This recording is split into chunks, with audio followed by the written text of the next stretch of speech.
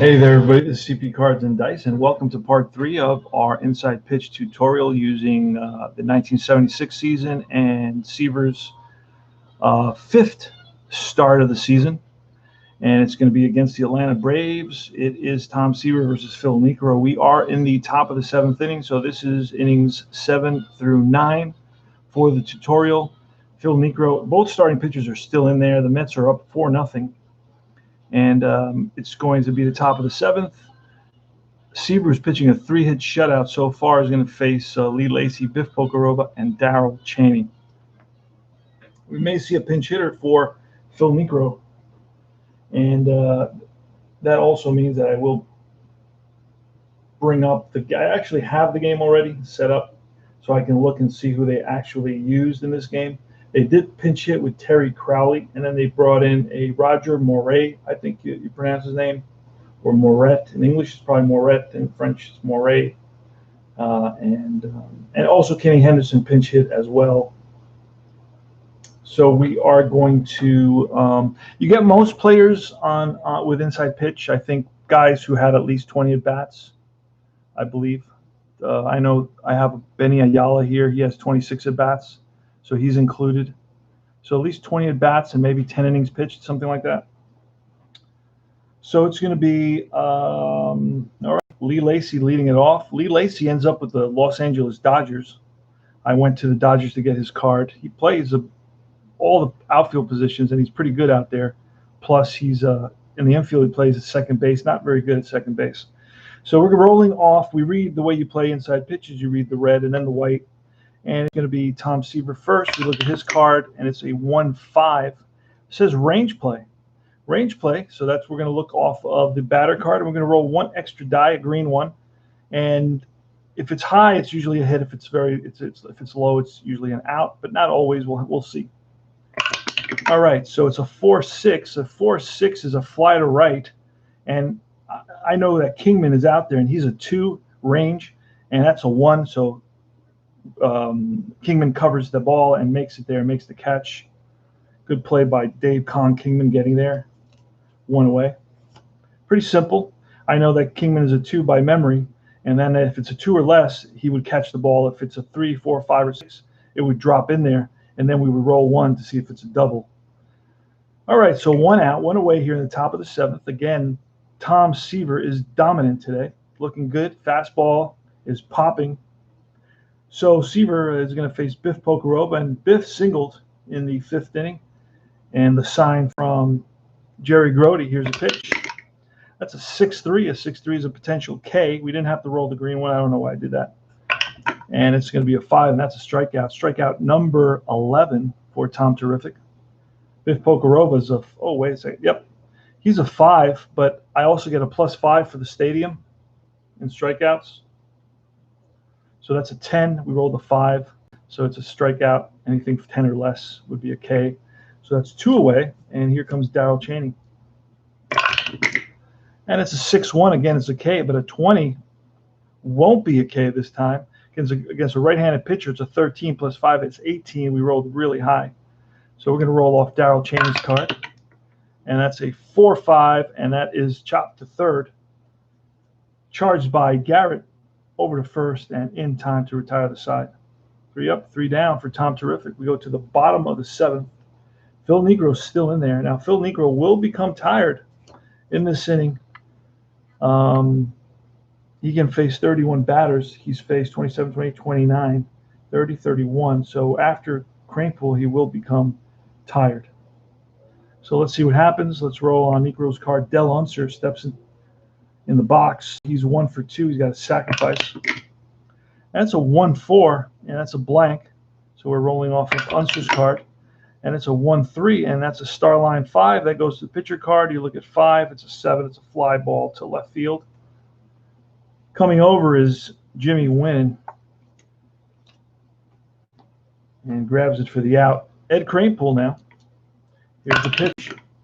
And it's a 2-4. That's a potential walk. A 19 will not be a walk. It's too high. We're rolling off Cranepool's card. 6-6, and that's a ground ball and through the left side for a base hit. So Cranepool's 1 for 4. Next is Dave Con Kingman. So Phil Niekro is tired at this point. Here's the pitch, and it's a 1-3. Error on a throw. Let's see if it's a 16. Doubtful that's an error. We're going to see what happens here on Kingman's card. Any high numbers, doubtful that it's an error. 2-5.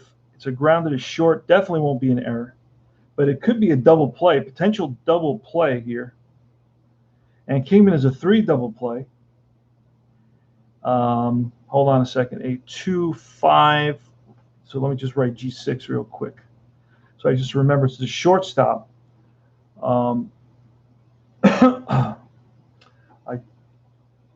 Let's see if we have any minuses. The second baseman. The second baseman is Royster. No, second baseman who I said was, it was Lee Lacy. Lee Lacy, and he is not okay. He doesn't have a negative at the pivot, so we don't have to worry about that. So Kingman is a 3. Infield is halfway, so that makes it a 4. But Niekro is a -1, so that makes it a 3. So I'm going to roll for the double play. 3 or less, it's a double play, and the Braves are out of the inning. And it's a 4. Okay.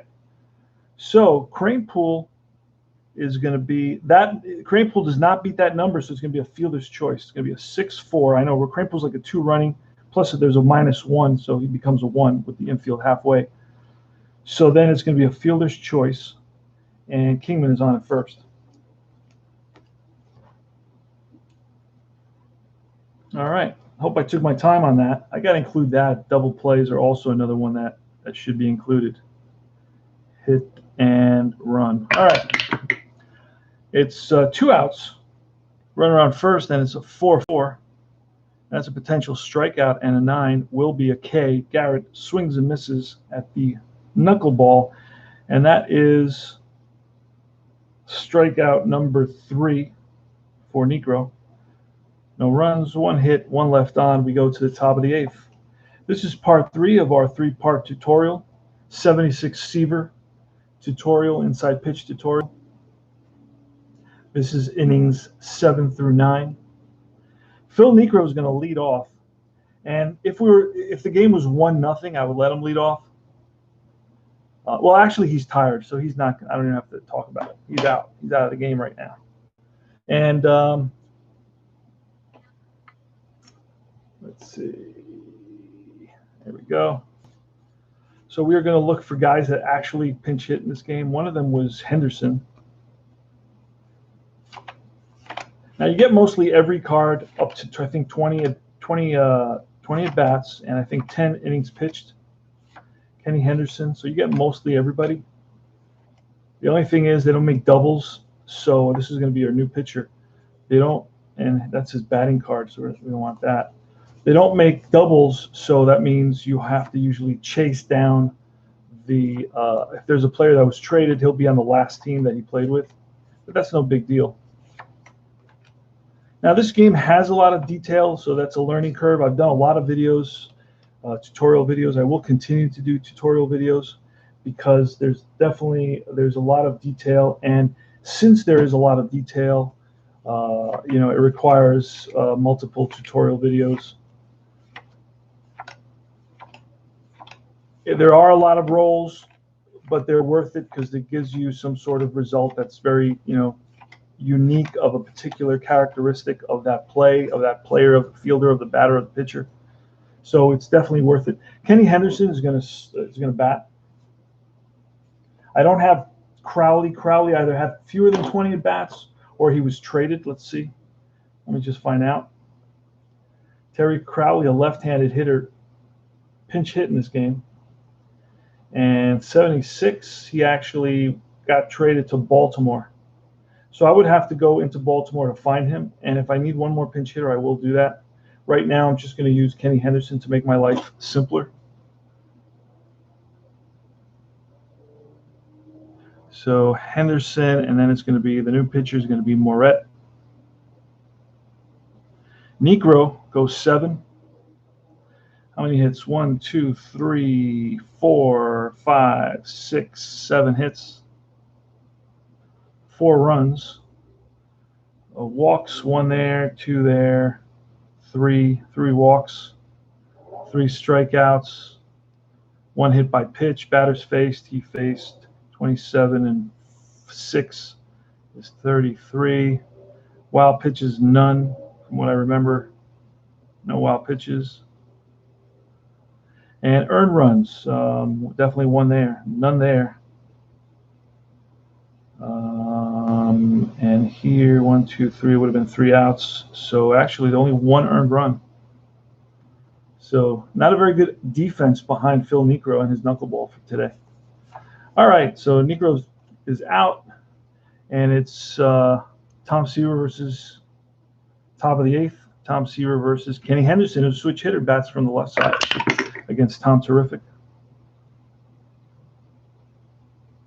And that's a 5-6, and that's a blank because he's batting lefty. And we'll roll the 1, so we're going to save that in case we need it. Here's the roll off of Henderson's card. It's a 4-5. It's a grounded to short. Harrelson's up with it. And over to first and in time. 1 out.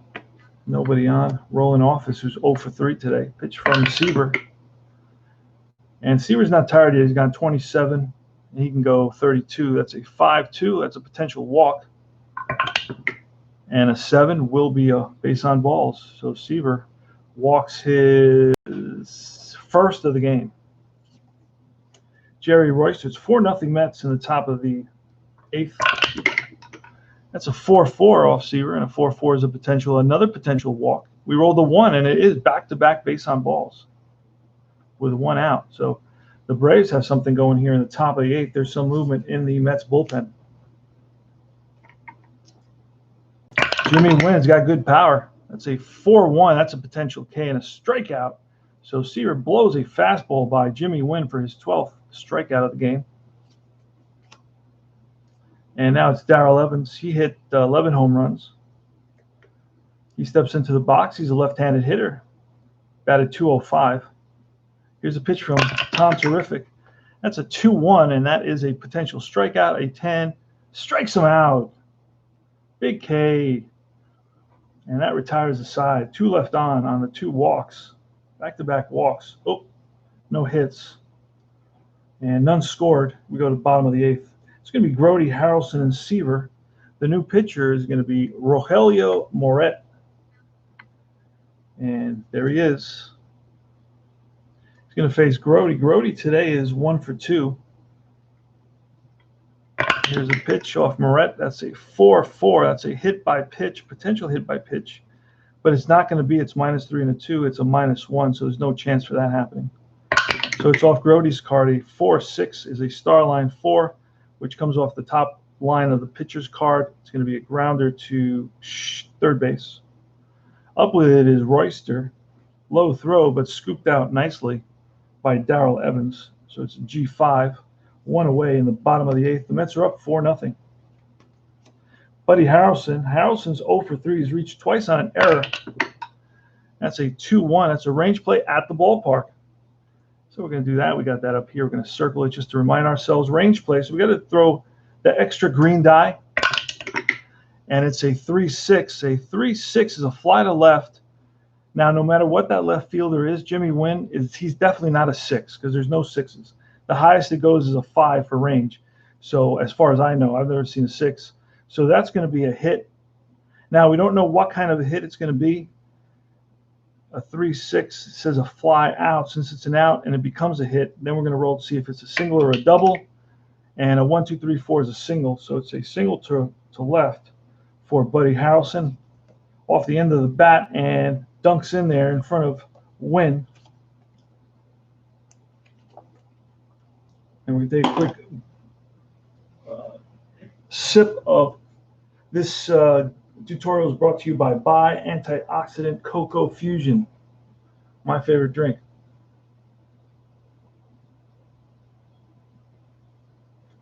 And Philip says, "Hey Tony, looking forward to trying to beat you next season." Oh man, that's not a big accomplishment, brother.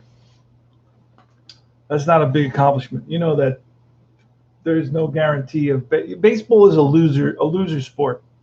a losing sport. You got to be willing to embrace, the loss. Because if you're going to get upset over losses, man, you lose 1 out of every 3 games, even if you're the best team.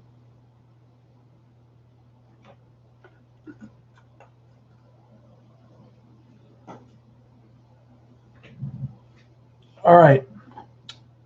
I love that pizza you had the other night, though, by the way. It made me really crave pizza. All right, so Tom Seaver's up. Mets are up 4-0. Mets are up 4-0. Tom Seaver's going to swing away. I don't feel like bunting right now.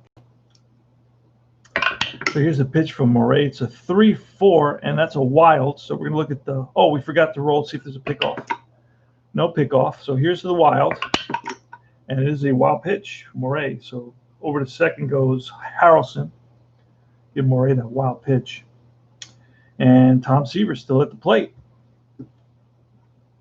So we are going to roll again off the pitcher, simply because he could throw 2 wild pitches. And that's a 5-2, and that's going to be a blank. So we're Tom Seaver, snake eyes, and that's going to be a grounder to third. Only advance on a 6, and there's no 6 there. So it's a G5. Harrelson stays at second base, and here's Bruce Beauclair. Now, Bruce Beauclair is the MVP for this game. He's got 2 hits and 3 RBIs, a home run in the third, and then a 2-run double in the 6th. So he's got he's driven in 3 out of the Mets, out of the 4 runs the Mets have scored so far. 2 outs, runner on second base, and here's Bruce Beauclair. Pitch from Murray. Murray is no, he's still good. It's a 2-5. And that's against the lefties, a potential K, and it is a strikeout, and that's going to end the inning. No runs, 1 hit, 1 left on, and actually I could have rolled. I could roll again. Yeah, for the pickoff, no pickoff. All right, so Dave May. Dave May is leading it off against Seaver. Seaver's going for a complete game shutout. We're in the top of the 9th. Dave May, Lee Lacy, and Biff Pocoroba. So far, Seaver's walked 2 and has allowed 3 hits. And usually when I do my coloring, and I will, where's my, I want to see if I have my sharpener. Let's see if it's lying around here somewhere. A lot of stuff. Nope, not around. There, is that it? No.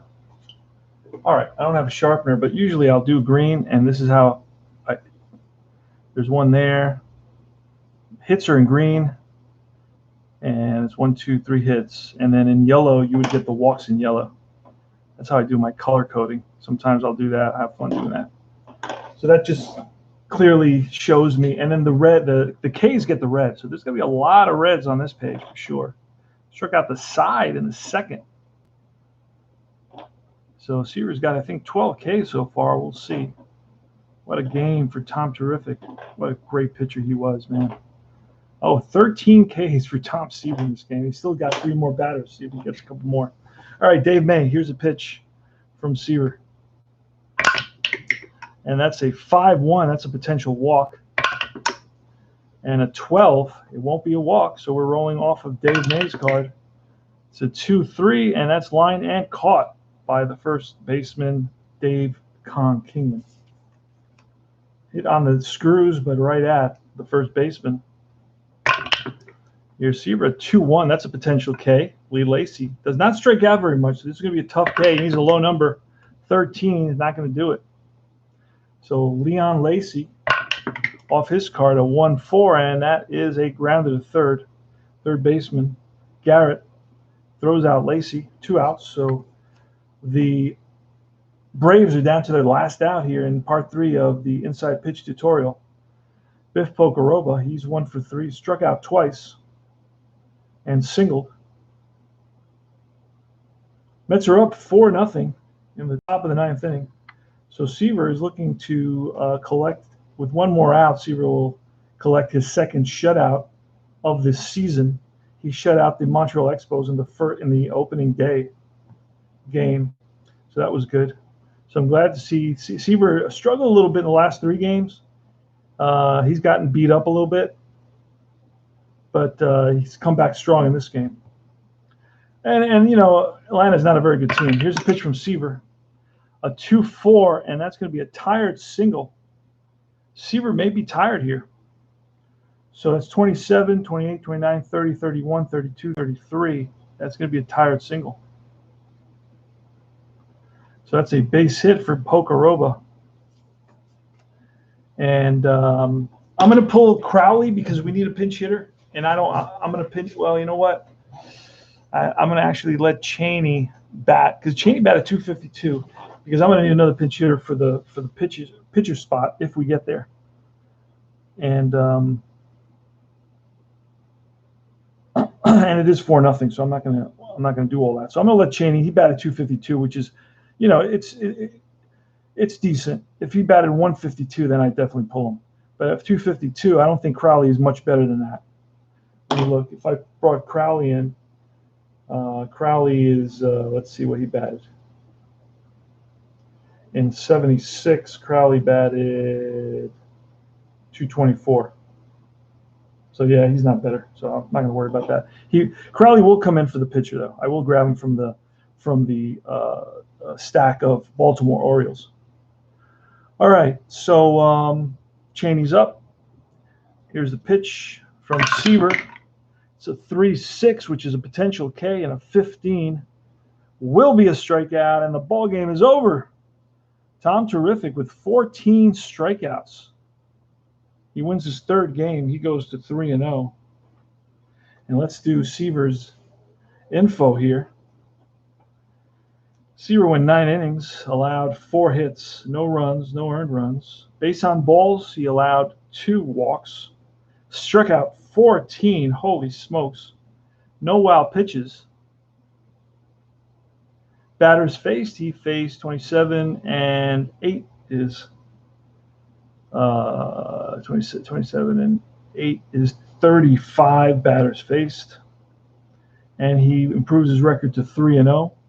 He was actually, I think, 16 and 14 in reality with a 2.70 ERA or something to that effect. I'm not sure what his ERA is here, but it came down a whole bunch. He's probably around 3. And that's it for part 3 of the tutorial. Now, I hope this tutorial helps you guys.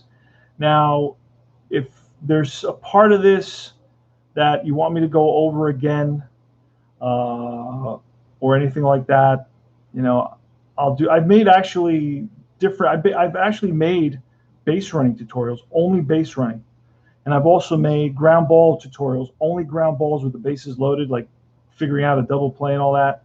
So that's all out there. You got to go to Cards and Dice TV, and then you pop in, or you write in tutorial inside pitch, and you should get a whole selection of inside pitch tutorials breaking everything down. So this is CP Cards and Dice, and thanks for watching. And I hope this helps a lot of guys out there if they get into the game and they want to, they really like the game, but they're struggling to kind of, you know, get a grasp on certain aspects of it. I'm making these short videos just focusing on certain aspects. These 3 videos in this section were focused on range, error, ballpark, base running, bunting, hit and run, and I didn't do any hit and runs, and I don't know, I can't remember what these were, but that's about it. So the Mets, let's do this. No runs. The Mets had 4 runs, right? And hits were 4 hits. Mets had 1, 2, 3, 4, 5, 6, 7, 8 hits and 1 error. So the Braves, no runs, 4 hits, 3 errors. The Mets, 4 runs, 8 hits, 1 error. Tom Terrific, a terrific outing, a 4-hit shutout of the Atlanta Braves. And now we're going to set up the next game. And I may play it tonight. Who knows? Who knows what I'll do? Or I may go to my deep drive 1971 Seaver replay. And I have a 73 and a 75 Seaver replay coming up as well to learn those teams and those seasons. And it's not only about Seaver, it's really about the teams they play. And also he faces good pitchers a lot of times. So I'm always facing different teams. But it allows me to just play 30 games or 35 games and get through a season so I can play more seasons. And I don't mind replaying. Another one I want to play is 67. That's Seaver's rookie season. So that's another one I want to play. I played 69 multiple times. I don't mind doing it again and again and again, because I like I like this era in baseball because it was very simple. It was very, true to baseball, true to its roots, I guess you could say, 70s roots, 60s and 70s. It was a great time in society. It was an exciting time in society, and what can you say about, pitchers went the whole game. They pitched the whole game. So that's simplified. There's not a lot of substitution. So when you're learning a game or teaching a game, it's easier to do. If I play at 2019 and I try to do this, I'd have, you'd have 5 pitchers up here and another 5 down here. So that was 10 times you had to stop the game and keep track of all this. And not in the 70s, 60s and 70s, it's very clean. Now I do want to play a Sandy Koufax replay. I have done an APA Sandy Koufax replay, but that's not really a replay because it was kind of meant for hitters and simplified pitchers to like 4 or 5 different categories, and that's it. And that Sandy Koufax, it's easy to print out. You get some card stock, 90-pound card stock for like $13, and it gives you 300 pages, and you don't need that many, and you can just print out the teams you want. I had my daughter set up all my printers. She's great with that, and that was it. So now I just print them out whenever I want them. Now I bought this set. It cost me, I think, $60. Shipping is included, which is not bad. It's very competitive, but I'm getting my $60 worth. I'm playing, not only am I playing the 76 Yankees, which was actually my favorite team back then, I'm playing the 76 Mets, which I learned to love later on when I started taking my son to baseball games, and our first games were Met games. So I have a fondness for Citi Field and so forth. And Shea Stadium, I lived right in the neighborhood, and I did pedal around Shea Stadium, on many occasion. So I am from Queens, Flushing, Queens, right near. I worked across the street from Shea Stadium for a long time as well in the 90s. So anyway, this is CP Cards and Dice. I will. Shanghai Steve is in the house. Exactly. Yeah, there's some great. There's some great books on this era. There's one that's called Plastic Grass. And there's another one called Bombastic, Fantastic, and Dynastic about the Oakland A's in this era. And there's a bunch of different books about the 70s baseball.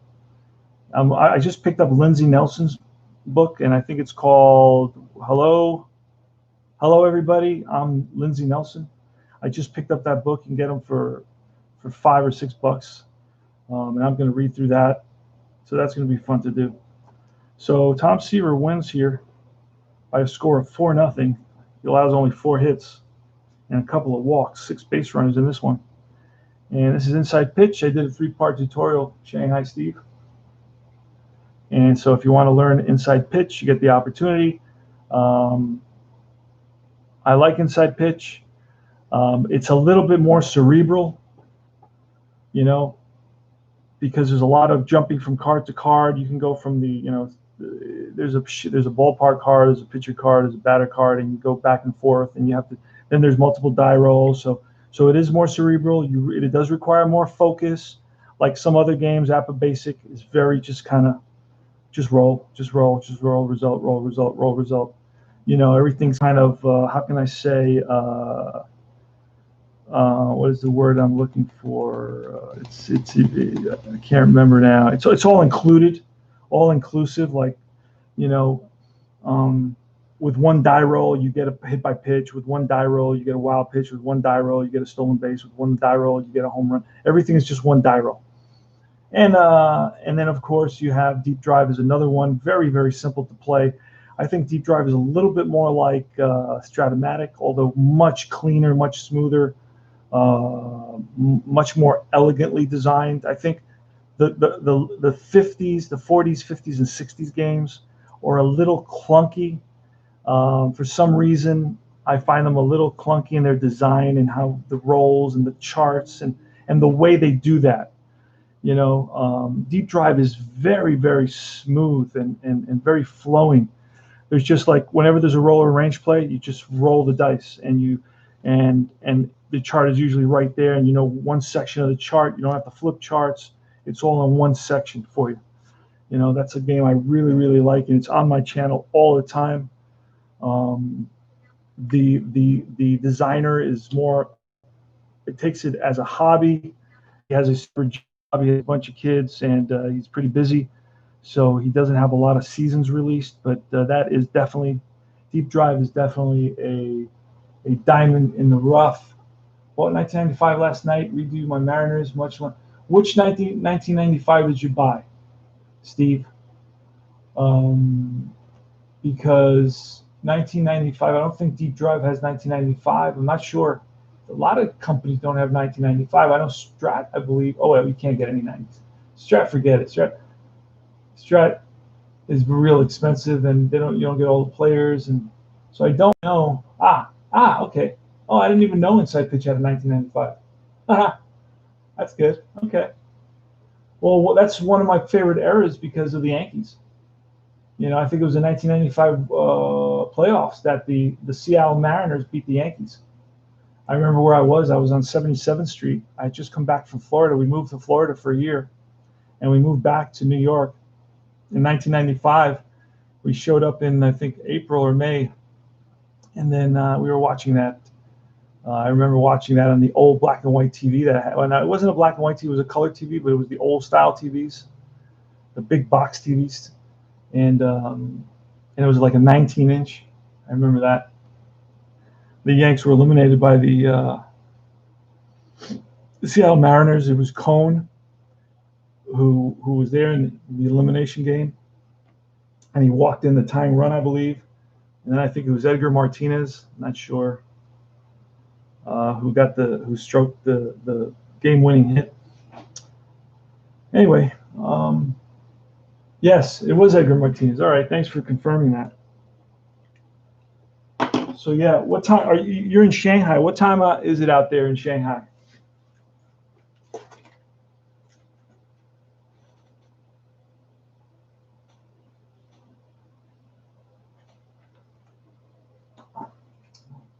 That's right, the kid. Yes, Edgar knocked in the kid. The kid was Rodriguez, right? Wasn't it A-Rod? And 3:30 in the afternoon. The kid was A-Rod, was it not? I think he pinch ran, didn't he? And then they stayed in there or something like that. I can't remember. 3:35 in the afternoon. I'm sure that you look out your window and the streets, Griffey. The kid. Yes, I'm sorry. I should have known that. I knew I was forgetting the kid. It was like, I know that A-Rod did run. Yeah. A-Rod did pinch run in that game. He did pinch run for somebody, and then he stayed in to play shortstop. I believe he made a play at shortstop. But I'm sure you look out your window over there in Shanghai, and the streets are bustling with people going to and fro. Right, super crowded. I think everything is crowded in China, where they have over 1 billion people over there. It's mind-bending. Not over 1 million people, right? Over 1 million people? No, over 1 billion people. Excuse me. I'm sorry. Over 1 billion people. Yeah, A-Rod was 19. So that's fascinating, dude. When you're telling me about Shanghai and all that, you know, yeah, it's bustling everything open again. You see a lot of people with masks on over there. A lot of people wearing masks. I bet you most people wear masks, right? They don't kind of billion, yeah, billion. 21 million in Shanghai. You know, I think in New York has about 20 million during the day, right? Only on subways now. Oh, the masks are only on subways. Virus is gone. Oh, that's good, man. Wow, because this virus is still here. It's nuts over here. It's a disaster. There's like a civil war going on. People want to wear masks. People who don't want to wear masks. I don't know what is going on in America. I think just the educational system is just broken down to the point that and the desperation has set into the point where, if a leader, if a demagogue takes over and just starts, inflaming the passions of people, and people just go berserk and just they just ignore science, ignore reason. There's just no rationale. It's, you know, the second wave. Don't say that, dude. Don't say that. We have not done with the first wave here, and we need a break from this. Holy smokes. Yeah.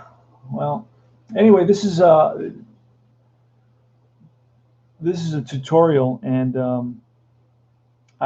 we can talk to you all night. Messed up there. So yeah, so I will come back on a little bit. I'm going to set up another game, and probably a deep drive game. Seaver is in his last starts in deep drive.